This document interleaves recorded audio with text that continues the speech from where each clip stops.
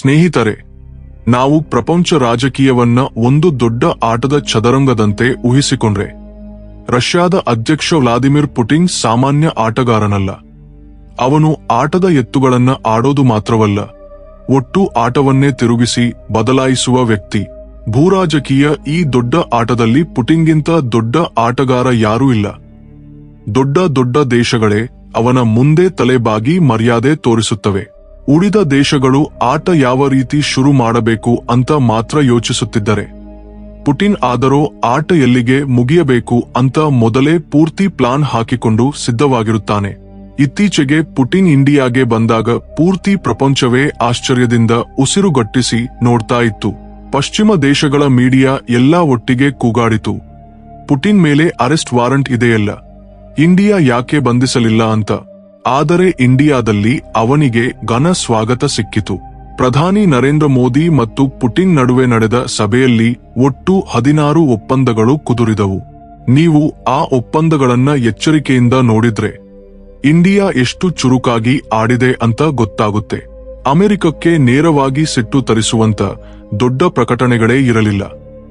ಉದಾಹರಣೆಗೆ ಎಸ್-500 ಅತ್ಯಾಧುನಿಕ ರಕ್ಷಣಾ ವ್ಯವಸ್ಥೆಯೋ, ಸುಖೋಯ್ 57 ಯುದ್ಧ ವಿಮಾನಗಳ ಬಗ್ಗೆಯೋ ದೊಡ್ಡ ಘೋಷಣೆ ಏನೂ ಇರಲಿಲ್ಲ. ಪುಟಿನ್ ಇಂಡಿಯಾದಿಂದ ಹಿಂತಿರುಗಿ ಹೋಗುತ್ತಿದ್ದಂತೆ ಅಮೆರಿಕ ಮತ್ತು ಇಂಡಿಯಾ ಒಟ್ಟಾಗಿ ಪಾಕಿಸ್ತಾನಕ್ಕೆ ಒಂದು ದೊಡ್ಡ ಗಾಯ ಮಾಡಿದವು. ಇಸ್ಲಾಮಾಬಾದ್ ಇನ್ನೂ ಆ ಗಾಯ ಎಲ್ಲಿಂದ ಬಂತು ಅಂತ ತಲೆಕೆಡಿಸಿಕೊಂಡು ಕೂರ್ತಾ ಇದೆ. ಅದೇ ಸಮಯಕ್ಕೆ ಚೀನಾ ಪಾಕಿಸ್ತಾನದ ನಡುವಿನ ಆರ್ಥಿಕ ಕಾರಿಡಾರ್ನಲ್ಲೂ ಒತ್ತಡ ದಿಢೀರನೆ ಏರಿಕೆಯಾಗಿದೆ. ಅಮೆರಿಕ ಇತ್ತೀಚೆಗೆ ಕೊಟ್ಟ ಹೊಸ ಪ್ರಕಟಣೆಗಳಿಂದ ಬೀಜಿಂಗ್ನಲ್ಲಿ ಸಂಪೂರ್ಣ ಸ್ತಬ್ಧತೆ ಉಂಟಾಗಿದೆ. ರಾವಲ್ಪಿಂಡಿಯಲ್ಲಿ ಎಲ್ಲರಿಗೂ ಬೆವರಾಗ್ತಾ ಇದೆ. ಸ್ನೇಹಿತರೆ, ಇದು ಸಣ್ಣ ವಿಷಯವಲ್ಲ, ಇದೊಂದು ದೊಡ್ಡ ಬದಲಾವಣೆ, ದೊಡ್ಡ ತಿರುವು. ಈ ವಿಡಿಯೋದಲ್ಲಿ ನಾವು ಇದನ್ನೆಲ್ಲ ಪೂರ್ತಿಯಾಗಿ ಅರ್ಥೈಸಿಕೊಳ್ಳೋಣ. ಆದರೆ ಮೊದಲು ಒಂದು ಲೈಕ್ ಕೊಟ್ಟು ನಮ್ಮ ಚಾನಲ್ ಸಬ್ಸ್ಕ್ರೈಬ್ ಮಾಡಿಕೊಳ್ಳೋದು ಮರೆಯಬೇಡಿ. ನಿಜ ಹೇಳಬೇಕೆಂದರೆ, ಇಂಡಿಯಾನ ಸುತ್ತಲೂ ನಡೀತಾ ಇರುವ ಅಂತಾರಾಷ್ಟ್ರೀಯ ಚಲನವಲನಗಳು ಒಂದು ಕ್ಷಣಕ್ಕೂ ನಿಲ್ಲೋಲ್ಲ. ಈ ರಾಜಕೀಯ ಆಟ ಇನ್ನಷ್ಟು ರೋಚಕವಾಗಿ, ಉತ್ಕಂಠೆಯಿಂದ ಕೂಡಿಕೊಂಡು ಮುಂದುವರಿಯಲಿದೆ. ರಷ್ಯಾ ಅಧ್ಯಕ್ಷ ಬಂದು ಹೋದ, ಪಾಕಿಸ್ತಾನಕ್ಕೆ ದೊಡ್ಡ ಗಾಯ ಬಿದ್ದಿದೆ. ಚೀನಾದಲ್ಲಿ ಆತಂಕ ತುಂಬಾ ಜಾಸ್ತಿಯಾಗಿದೆ. ಈಗ ಅಮೆರಿಕ ಸ್ವತಃ ಓಡಿ ಬಂದು ಇಂಡಿಯಾದ ಬಾಗಿಲಿಗೆ ನಿಂತಿದೆ. ಹೌದು, ಇತ್ತೀಚಿನ ಮಾಹಿತಿ ಪ್ರಕಾರ ಅಮೆರಿಕದಿಂದ ಟ್ರೇಡ್ ಡೀಲ್ ತಂಡ ಇಂಡಿಯಾಗೆ ಬರಲಿದೆ. ಈ ತಂಡ ಬರುವ ದಿನಾಂಕ ಸುಮಾರು ಡಿಸೆಂಬರ್ ತಿಂಗಳ 10ನೇ ತಾರೀಕು ಸುತ್ತಮುತ್ತ ಇರಬಹುದು ಅಂತ ಅಂದಾಜು.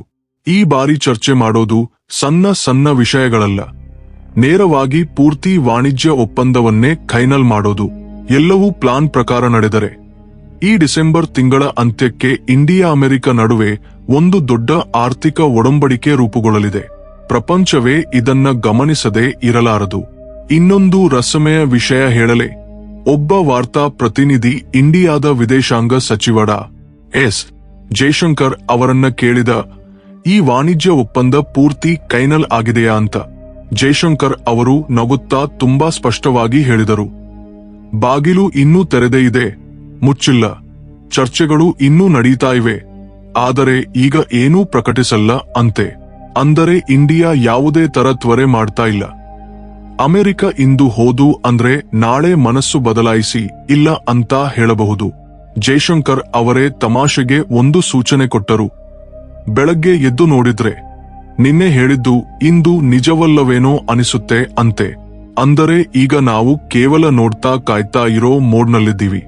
ಆದರೆ ಈ ಕತೆ ಇಲ್ಲೇ ಮುಗಿಯಲ್ಲ. ಈ ಡಿಸೆಂಬರ್ನಲ್ಲೇ ವಾಣಿಜ್ಯ ಒಪ್ಪಂದ ಆಗುವ ಸಾಧ್ಯತೆ ಇದೆ. ಆದರೆ ಪರದೆ ಹಿಂದೆ ನಡೀತಾ ಇರುವ ನಿಜವಾದ ದೊಡ್ಡ ಆಟ ಇನ್ನೂ ಭಾರೀ ಇದೆ. ಅಮೆರಿಕ ಈಗ ಇಂಡಿಯಾದೊಂದಿಗೆ ರಕ್ಷಣಾ ಒಪ್ಪಂದಗಳ ಮೇಲೆ ವೇಗವಾಗಿ ಮುಂದಡಿ ಇಡುತ್ತಿದೆ.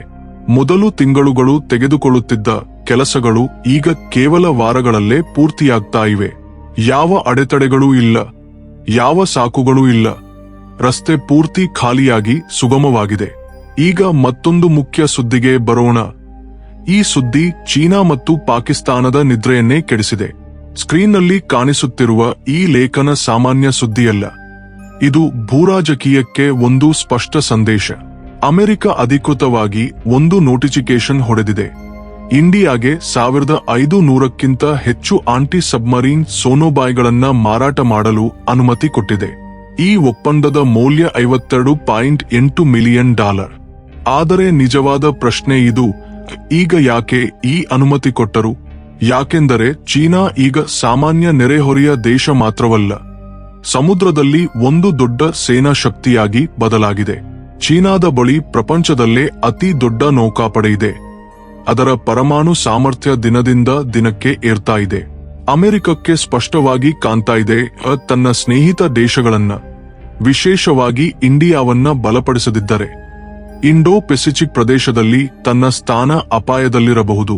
ಇಂಥ ಸಂದರ್ಭದಲ್ಲಿ ಈ ಸೋನೋಬಾಯ್ಗಳೇ ಆಟ ಬದಲಾಯಿಸುವ ಪಾತ್ರ ವಹಿಸಲಿವೆ. ಈ ಸೋನೋಬಾಯ್ಗಳು ಏನು? ಇವು ಸಣ್ಣದಾಗಿ ತೆರುವಾದ ಸಾಧನಗಳು, ಆದರೆ ಇವುಗಳ ಕೆಲಸ ತುಂಬಾ ದೊಡ್ಡದು. ಶತ್ರು ದೇಶದ ಸಬ್ಮರೀನ್ಗಳು ಸಮುದ್ರದಲ್ಲಿ ಎಲ್ಲೋ ಅಡಗಿಕೊಂಡಿದ್ದರು. ಅವುಗಳ ಉಸಿರನ್ನು ಲೆಕ್ಕ ಹಾಕುತ್ತವೆ. ಸಮುದ್ರಕ್ಕೆ ಬಿಟ್ಟರೆ ಕೇವಲ ಕೇಳುವುದಷ್ಟೇ ಅಲ್ಲ, ಯಾರು ಎಲ್ಲಿ ಅಡಗಿಕೊಂಡಿದ್ದಾರೆ ಅಂತ ಪೂರ್ತಿ ಬಯಲು ಮಾಡುತ್ತವೆ. ಚೀನಾದ ಸಬ್ಮರೀನ್ಗಳು ಏರುತ್ತಿರುವ ಹಿನ್ನೆಲೆಯಲ್ಲಿ ಇವು ಇಂಡಿಯಾಕ್ಕೆ ರಾತ್ರಿಯ ಅಂಧಕಾರದಲ್ಲಿ ಸರ್ಚ್ಲೈಟ್ನಂತೆ ಕೆಲಸ ಮಾಡುತ್ತವೆ. ಅಡಗಿಕೊಳ್ಳೋ ಜಾಗವೇ ಇಲ್ಲ. ಈಗ ಅರ್ಥವಾಯ್ತಲ್ಲ, ರಷ್ಯಾ ಅಧ್ಯಕ್ಷ ಬಂದು ಹೋದ, ಅಮೆರಿಕ ಬಂದು ನಿಂತಿದೆ, ಚೀನಾ ಆತಂಕದಲ್ಲಿ ಮುಳುಗಿದೆ, ಪಾಕಿಸ್ತಾನ ಟೆನ್ಷನ್ನಲ್ಲಿದೆ, ಇಂಡಿಯಾ ಮಾತ್ರ ಶಾಂತವಾಗಿದೆ. ಆದರೆ ಒಟ್ಟಾರೆ ಆಟ ಇಂಡಿಯಾದ ನಿಯಮಗಳಂತೆಯೇ ನಡೀತಾ ಇದೆ. ಈ ಕತೆ ಕೇವಲ ರೋಚಕವಲ್ಲ, ಇತಿಹಾಸದಲ್ಲಿ ಒಂದು ದೊಡ್ಡ ತಿರುವು ಬರುತ್ತಿರುವ ಸಮಯ ಇದು. ಡಿಸೆಂಬರ್ ತಿಂಗಳು ಈ ಆಟದಲ್ಲಿ ಮುಂದಿನ ದೊಡ್ಡ ದಿನವಾಗಿ ಮಾರ್ಪಟ್ಟಿದೆ. ಸ್ಕ್ರೀನ್ನಲ್ಲಿ ಕಾಣಿಸುತ್ತಿರುವ ಈ ಸಾಧನ ಸಾಮಾನ್ಯವಲ್ಲ. ಇದು ಸಮುದ್ರದಲ್ಲಿ ಅಡಗಿಕೊಂಡಿರುವ ಶತ್ರು ಸಬ್ಮರೀನ್ಗಳನ್ನ ಹುಡುಕಿ ಹಿಡಿದು ಟ್ರ್ಯಾಕ್ ಮಾಡಿ ಅಗತ್ಯ ಬಂದರೆ ನಾಶ ಮಾಡುವ ಸಾಮರ್ಥ್ಯ ಹೊಂದಿದೆ. ಇಂಡಿಯಾದ ನೌಕಾಪಡೆಯ PN-2A ಪೋಸೈಡನ್ ವಿಮಾನಗಳು ಅಥವಾ NH-60R ಹೆಲಿಕಾಪ್ಟರ್ಗಳಿಂದ ಈ ಸೋನೋಬಾಯ್ಗಳನ್ನ ಸಮುದ್ರಕ್ಕೆ ಬಿಡಲಾಗುತ್ತದೆ. ಅಲ್ಲಿಂದ ಅದರ ನಿಜವಾದ ಕೆಲಸ ಶುರುವಾಗುತ್ತದೆ. ಸೋನೋಬಾಯ್ಗಳು ಎರಡು ಬಗೆ, ಪ್ಯಾಸಿವ್ ಮತ್ತು ಆಕ್ಟಿವ್. ಪ್ಯಾಸಿವ್ ಸೋನೋಬಾಯ್ ಕೇವಲ ಕೇಳುತ್ತದೆ, ಯಾವ ಶಬ್ದವನ್ನು ಮಾಡದು. ಆದ್ದರಿಂದ ಶತ್ರುವಿಗೆ ತಾನು ಗಮನಿಸಲ್ಪಡುತ್ತಿದ್ದೇನೆ ಅಂತ ಗೊತ್ತಾಗೋದಿಲ್ಲ. ಇಂಜಿನ್ ಶಬ್ದ, ಪ್ರೊಪೆಲ್ಲರ್ ಶಬ್ದ, ಯಂತ್ರೋಪಕರಣಗಳ ಶಬ್ದಗಳನ್ನ ಹಿಡಿದು ಸಬ್ಮರೀನ್ ಇದೆ ಅಂತ ಸೂಚನೆ ಕೊಡುತ್ತದೆ. ಇಂಡಿಯಾ ಹೆಚ್ಚಾಗಿ ಈ ಪ್ಯಾಸಿವ್ ವ್ಯವಸ್ಥೆಯನ್ನೇ ಬಳಸುತ್ತದೆ. ಆದರೆ ಆಕ್ಟಿವ್ ಸೋನೋಬಾಯ್ ಇನ್ನೂ ಆಕ್ರಮಣಕಾರಿಯಾಗಿ ಕೆಲಸ ಮಾಡುತ್ತದೆ. ಧ್ವನಿ ತರಂಗಗಳನ್ನ ಕಳುಹಿಸಿ ಅದರ ಎಕೋ ಕೇಳಿ ಸಬ್ಮರೀನ್ ಎಷ್ಟು ಆಳದಲ್ಲಿದೆ, ಯಾವ ದಿಕ್ಕಿನಲ್ಲಿ ಹೋಗುತ್ತಿದೆ, ವೇಗ ಎಷ್ಟು ಅಂತ ತಿಳಿಸುತ್ತದೆ. ಇದು ಸೋನಾರ್ ತಂತ್ರಜ್ಞಾನದಂತೆ ಕೆಲಸ ಮಾಡುತ್ತದೆ. ಸಮುದ್ರಕ್ಕೆ ಬಿದ್ದ ನಂತರ ಪ್ರತಿ ಸೋನೋಬಾಯ್ ತನ್ನ ಸೆನ್ಸರ್ಗಳಿಂದ ಸಂಗ್ರಹಿಸಿದ ಮಾಹಿತಿಯನ್ನ ರೇಡಿಯೋ ಸಿಗ್ನಲ್ ಮೂಲಕ ನೇರವಾಗಿ ವಿಮಾನಕ್ಕೆ ಕಳುಹಿಸುತ್ತದೆ. ವಿಮಾನದಲ್ಲಿರುವ ಆಪರೇಟರ್ಗಳು ರಿಯಲ್ ಟೈಮ್ನಲ್ಲಿ ನೋಡಿ ಸಬ್ಮರೀನ್ನ ಸ್ಥಾನವನ್ನ ಟ್ರ್ಯಾಕ್ ಮಾಡುತ್ತಾರೆ. ಅಗತ್ಯ ಬಂದರೆ ಟಾರ್ಪಿಡೋ ಬಿಟ್ಟು ನಾಶ ಮಾಡುತ್ತಾರೆ. ಒಮ್ಮೆ ಯೋಚಿಸಿ ನೋಡಿ, ಚೀನಾದ ಬಳಿ ಈಗ 60ಕ್ಕಿಂತ ಹೆಚ್ಚು ಆಧುನಿಕ ಸಬ್ಮರೀನ್ಗಳಿವೆ. ಪಾಕಿಸ್ತಾನದ ಬಳಿ ಫ್ರಾನ್ಸ್ನಿಂದ ಬಂದ ಅಗೋಸ್ತಾ 90B ಮತ್ತು ಚೀನಾದಿಂದ ಬಂದ ಹ್ಯಾಂಗರ್ ಕ್ಲಾಸ್ ಸಬ್ಮರೀನ್ಗಳಿವೆ.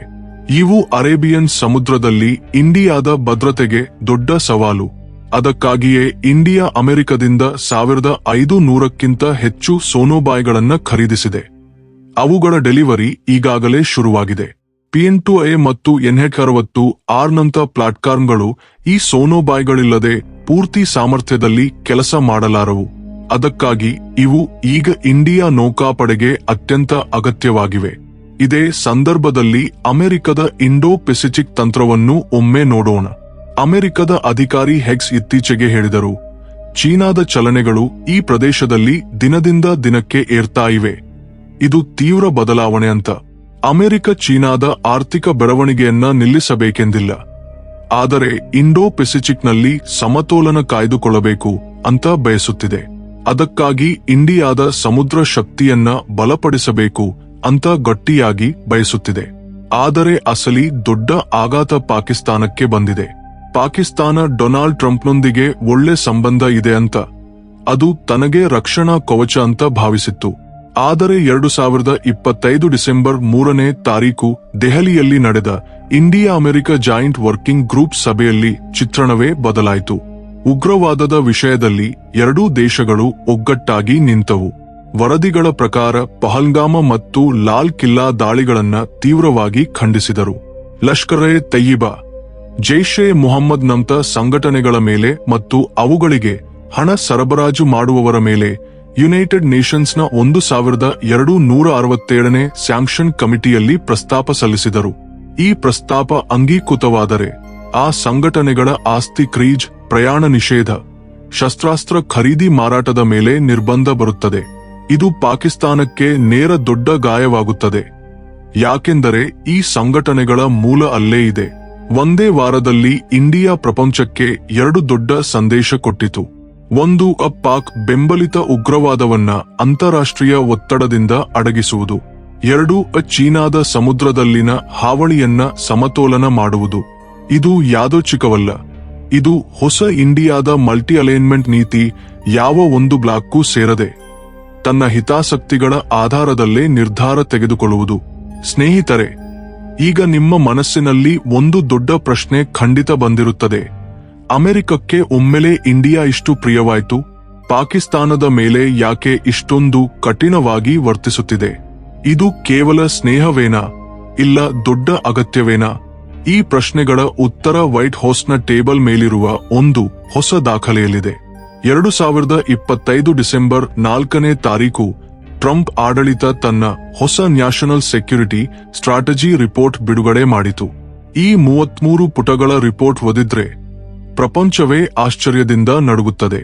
ಇಲ್ಲಿಯ ತನಕ ಅಮೆರಿಕದ ಎಲ್ಲ ರಿಪೋರ್ಟ್ಗಳಲ್ಲಿ ರಷ್ಯಾವನ್ನೇ ಅತಿ ದೊಡ್ಡ ಶತ್ರು ಎಂದು ತೋರಿಸುತ್ತಿತ್ತು. ಆದರೆ ಈ ಬಾರಿ ಕತೆ ಪೂರ್ತಿ ತಿರುಗಿ ಹೋಯಿತು. ಈ ದಾಖಲೆಯಲ್ಲಿ ರಷ್ಯಾವನ್ನಲ್ಲ, ಯುರೋಪ್ ಖಂಡವನ್ನ ದೊಡ್ಡ ಬೆದರಿಕೆ ಎಂದು ತೋರಿಸಿದ್ದಾರೆ. ಹೌದು, ನೀವು ಸರಿಯಾಗೇ ಕೇಳಿದ್ದೀರಿ. ಟ್ರಂಪ್ನ ಹೊಸ ರಿಪೋರ್ಟ್ನಲ್ಲಿ ಯುರೋಪ್ ತನ್ನ ಗುರುತು, ಸಂಸ್ಕೃತಿ, ಆತ್ಮವಿಶ್ವಾಸವನ್ನ ಕಳೆದುಕೊಳ್ಳುತ್ತಿದೆ ಅಂತ ಹೇಳಿದ್ದಾರೆ. ಅಲ್ಲಿ ವಲಸೆ ಸಮಸ್ಯೆ, ಕುಸಿಯುತ್ತಿರುವ ಆರ್ಥಿಕತೆ, ಅತಿ ನಿಯಮಗಳು ಯುರೋಪ್ನ ಒಳಗಿನಿಂದಲೇ ದುರ್ಬಲಗೊಳಿಸುತ್ತಿವೆ ಅಂತ ಎಚ್ಚರಿಕೆ ನೀಡಿದ್ದಾರೆ. ಯುರೋಪ್ ಸರಿಯಾಗಿ ಚೇತರಿಸಿಕೊಳ್ಳದಿದ್ದರೆ ಮುಂದಿನ 15-20 ವರ್ಷಗಳಲ್ಲಿ ಇತಿಹಾಸ ಪುಸ್ತಕಗಳಲ್ಲಿರುವ ಪಳೆಯ ಯುರೋಪ್ ಮಾತ್ರ ಉಳಿಯುತ್ತದೆ ಅಂತ ಅಮೆರಿಕ ಎಚ್ಚರಿಕೆ ನೀಡಿದೆ. ರಷ್ಯಾ ಈ ಬದಲಾವಣೆಯ ಸ್ವಾಗತ ಮಾಡಿದೆ. ಆದರೆ ಯುರೋಪ್ ಖಂಡದಲ್ಲಿ ಭಯ ಮತ್ತು ಆತಂಕದ ವಾತಾವರಣ ನಿರ್ಮಾಣವಾಗಿದೆ. ಟ್ರಂಪ್ ಈ ಹೊಸ ನೀತಿಗೆ ಫ್ಲೆಕ್ಸಿಬಲ್ ರಿಯಲಿಸಂ ಅಂತ ಹೆಸರಿಟ್ಟಿದ್ದಾರೆ. ಸರಳವಾಗಿ ಹೇಳಬೇಕೆಂದರೆ, ಇನ್ನು ಮುಂದೆ ಅಮೆರಿಕ ಪ್ರಪಂಚಕ್ಕೆ ಪೊಲೀಸ್ ಅಥವಾ ರಕ್ಷಕನಾಗಲ್ಲ. ಅಮೆರಿಕ ಕಸ್ಟ್ ಎಂಬುದೇ ನಮ್ಮ ಮೂಲಮಂತ್ರ. ಅಮೆರಿಕಕ್ಕೆ ಲಾಭ ಇರುವ ಜಾಗದಲ್ಲಿ ಅಥವಾ ಅಪಾಯ ಇರುವ ಜಾಗದಲ್ಲಿ ಮಾತ್ರ ಹಸ್ತಕ್ಷೇಪ ಮಾಡುತ್ತೇವೆ. ಉಳಿದ ಪ್ರಪಂಚ ತನ್ನ ಸಮಸ್ಯೆಗಳನ್ನ ತಾನೇ ಬಗೆಹರಿಸಿಕೊಳ್ಳಲಿ. ವಿಶೇಷವಾಗಿ ಯುಕ್ರೇನ್ ಯುದ್ಧದ ಬಗ್ಗೆ ಅಮೆರಿಕ ತುಂಬಾ ಆತಂಕದಲ್ಲಿದೆ. ಈ ದೀರ್ಘಕಾಲಿಕ ಯುದ್ಧ ಯುರೋಪ್ನ ಪೂರ್ತಿ ಕಿದ್ರ ಮಾಡುತ್ತದೆ. ಆರ್ಥಿಕತೆ ನಾಶ, ನ್ಯಾಟೋನಂತ ಸಂಸ್ಥೆಗಳನ್ನು ಅಪಾಯಕ್ಕೆ ತಳ್ಳುತ್ತದೆ ಅಂತ ಭಯ. ಅದಕ್ಕಾಗಿ ಈ ಯುದ್ಧವನ್ನ ಎಷ್ಟು ಬೇಗ ಮುಗಿಸಬೇಕು ಅಷ್ಟು ಬೇಗ ಮುಗಿಸಬೇಕು ಅಂತ ಬಯಸುತ್ತಿದೆ. ಆದರೆ ನಮ್ಗೆ, ಅಂದರೆ ಇಂಡಿಯಾಕ್ಕೆ ಈ ರಿಪೋರ್ಟ್ನಲ್ಲಿ ಏನಿದೆ ಅದೇ ನಿಜವಾದ ಮುಖ್ಯ ವಿಷಯ. ಈ ದಾಖಲೆಯಲ್ಲಿ ಇಂಡಿಯಾವನ್ನ ಕ್ರಿಟಿಕಲ್ ಪಾರ್ಟ್ನರ್ ಅಂತ ಗುರುತಿಸಿದ್ದಾರೆ. ಇಂಡೋ ಪೆಸಿಫಿಕ್ ಸಮುದ್ರಗಳಲ್ಲಿ ಚೀನಾ ತನ್ನ ಗೂಂಡಾಗಿರಿಯನ್ನ ತೋರಿಸುತ್ತಿದ್ದರೆ ಅದನ್ನ ತಡೆಯಬಲ್ಲ ಏಕೈಕ ಶಕ್ತಿ ಇಂಡಿಯಾ ಮಾತ್ರ ಅಂತ ಅಮೆರಿಕ ಈಗ ಬಹಿರಂಗವಾಗಿ ಒಪ್ಪಿಕೊಂಡಿದೆ. ರಿಪೋರ್ಟ್ನಲ್ಲಿ ಸ್ಪಷ್ಟವಾಗಿ ಬರೆದಿದ್ದಾರೆ, ನ್ಯೂ ದೆಹಲಿಯೊಂದಿಗೆ ವ್ಯಾಪಾರ ಮತ್ತು ಸಂಬಂಧಗಳನ್ನ ಇನ್ನಷ್ಟು ಗಟ್ಟಿಗೊಳಿಸಬೇಕು, ಕ್ವಾಡ್ ಮೂಲಕ ಚೀನಾವನ್ನ ಸುತ್ತುವರಿಯಬೇಕು ಅಂತ. ಇದೇ ಮೊದಲ ಬಾರಿಗೆ ಟ್ರಂಪ್ ಆಡಳಿತ ಇಂಡಿಯಾದ ಶಕ್ತಿಯನ್ನ ಲಿಖಿತ ರೂಪದಲ್ಲಿ ಒಪ್ಪಿಕೊಂಡಿದೆ. ಚೀನಾದ ಬಗ್ಗೆಯೂ ತನ್ನ ತಪ್ಪನ್ನ ಒಪ್ಪಿಕೊಂಡಿದೆ. ಹಿಂದಿನ ಸರ್ಕಾರಗಳ ದುರ್ಬಲ ನೀತಿಗಳಿಂದ ಚೀನಾ ಇಷ್ಟೊಂದು ಬಲಿಷ್ಠವಾಯಿತು. ಇನ್ನು ಮುಂದೆ ಟ್ರಂಪ್ ಆಡಳಿತ ಚೀನಾವನ್ನ ನೇರವಾಗಿ ಎದುರಿಸುತ್ತದೆ ಅಂತ ಹೇಳಿದೆ. ತೈವಾನ್ ಬಗ್ಗೆಯೂ ಸ್ಪಷ್ಟ ಗೆರೆ ಎಳೆದಿದೆ. ತೈವಾನ್ಗೆ ಯಾವುದೇ ಸಣ್ಣ ಹಾನಿಯೂ ಬರಬಾರದು. ಯಾಕೆಂದರೆ ಸೆಮಿಕಂಡಕ್ಟರ್ ಮತ್ತು ಜಾಗತಿಕ ವಾಣಿಜ್ಯಕ್ಕೆ ತೈವಾನ್ ಒಂದು ಜೀವನಾಡಿಯಂತೆ. ಒಟ್ಟಾರೆಯಾಗಿ ಅಮೆರಿಕ ತನ್ನ ಗೇರ್ ಬದಲಾಯಿಸಿದೆ. ರಷ್ಯಾದೊಂದಿಗಿನ ಶತ್ರುತ್ವ ಕಡಿಮೆಯಾಯಿತು. ಯುರೋಪ್ಗೆ ಎಚ್ಚರಿಕೆ ಕೊಟ್ಟಿದೆ. ಇಂಡಿಯಾದೊಂದಿಗೆ ಗಟ್ಟಿ ಸ್ನೇಹ ಬೆಳೆಸಿಕೊಳ್ಳುತ್ತಿದೆ. ನಿಮ್ಮ ಅಭಿಪ್ರಾಯ ಏನು? ಮುಂದಿನ ದಿನಗಳಲ್ಲಿ ಇಂಡಿಯಾ ಈ ನೀತಿಯೊಂದಿಗೆ ಏಷ್ಯಾ ಖಂಡದ ಶಕ್ತಿ ಸಮತೋಲನವನ್ನ ಪೂರ್ತಿ ಬದಲಾಯಿಸುತ್ತದೆಯೇ? ಕಾಮೆಂಟ್ ಸೆಕ್ಷನ್ನಲ್ಲಿ ನಿಮ್ಮ ಆಲೋಚನೆಗಳನ್ನ ಖಂಡಿತ ತಿಳಿಸಿ.